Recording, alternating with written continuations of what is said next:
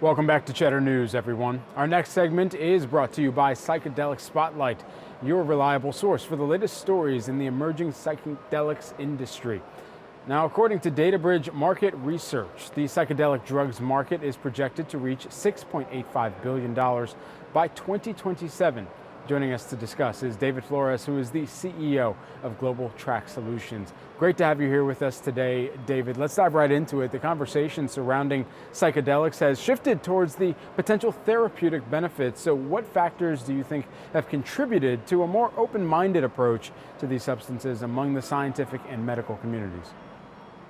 Yeah, sure. So as most folks out there know, there's been a very negative stigma tied to psychedelics for many, many years. Really going back to the 1970s with Richard Nixon's so-called war on drugs, psychedelics have been viewed as nothing more than dangerous, illegal recreational substances that serve no therapeutic benefit or purpose whatsoever. However, what we've seen here in recent years is a slew of new data and information coming out of a multitude of different studies and research being conducted by some very reputable institutions like MAPS, as well as Johns Hopkins University. And all of this data information really is pointing to the fact that there are therapeutic benefits associated with psychedelics, and more specifically, when they're combined with very specific psychotherapeutic programs designed to treat individuals suffering from a wide range of very serious and debilitating mental health issues and conditions. And so this has forced many within the scientific and medical communities to look at psychedelics now through an entirely different lens, which is so important given the very serious mental health crisis that we as a society are currently in the midst of right now. Hundreds of millions of people around the world suffer from mental health issues, as you were starting to get into there, and clinical research shows that psychedelic substances may help treat common conditions like anxiety, PTSD, depression. What do modern psychedelic therapies look like? Yeah, so I think it's important to point out that psychedelic assisted therapy, is still very much in its infancy right now. Of course, psychedelics have been utilized by many different indigenous cultures and societies for centuries. However, the use of psychedelics in clinical settings, and particularly here in the American and Western healthcare system, is very much a novel concept. So I think if we want to get a good glimpse into what psychedelic assisted therapy looks like today and what it might look like tomorrow, I think ketamine is a great place to start. Ketamine has been part of the medical community now for several decades, of course, widely utilized as an anesthetic.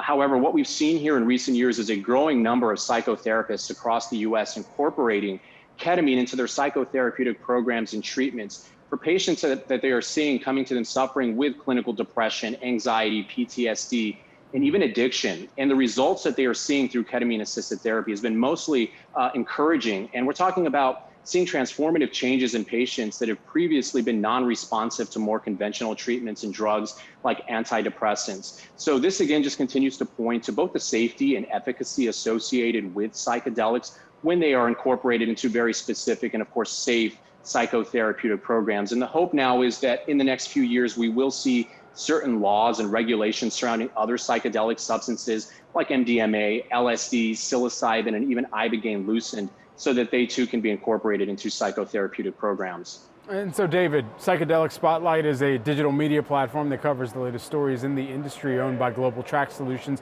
Why did the company choose to invest in that platform specifically?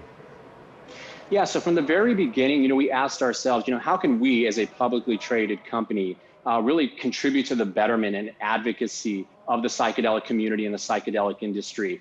And so, through psychedelicspotlight.com, which we view as an all-encompassing digital media platform, providing fact-driven news, information, resources, unique perspective, and original content, in interviews featuring industry leaders, we believe we are creating a network that is connecting virtually every aspect of this growing and emerging industry, bringing it together, and most importantly, providing people with answers to the questions that they're actively seeking out. Psychedelics alone are a very complex subject. There's no question about that. But, in order to further our advocacy here, we've recently also invested in the Conscious Fund.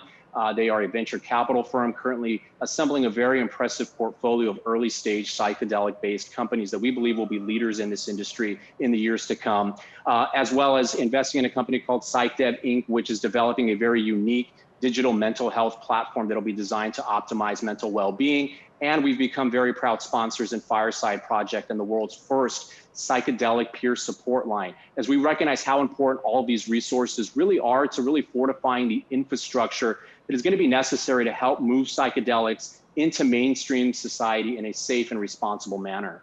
And the psychedelic market is experiencing major growth as the clinical research and general acceptance grows, and investors are seeing this as a huge opportunity. What are some companies making the most noise? Who are some of the companies that are making the most noise in the space right now?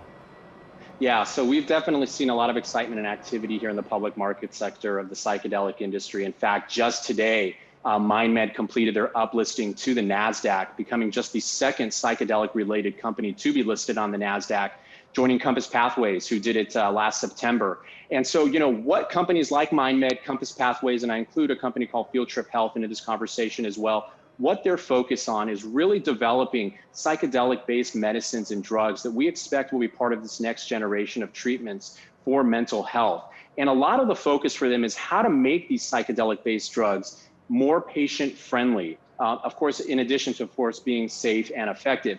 But I think when we look at, the path that psychedelics have to one day being incorporated into clinical settings and being adopted by the healthcare systems, they're going to have to be patient-friendly. Psychedelics alone are very powerful and potent substances and compounds. So these companies are focused on, how do they reduce some of these psychoactive effects and durations that are associated with them. In fact, Field Trip Health is developing a synthetic molecule that they call FT104. It's essentially a synthetic psilocybin molecule, and psilocybin, of course, is the active compound in magic mushrooms, and they're reducing the psychoactive duration and effects with it so that it can be more patient-friendly. So this is encouraging, and you've got a multitude of companies now sprouting up throughout this industry, all focused on drug development, and it just continues to lend to the potential that we see here within this industry in the years to come.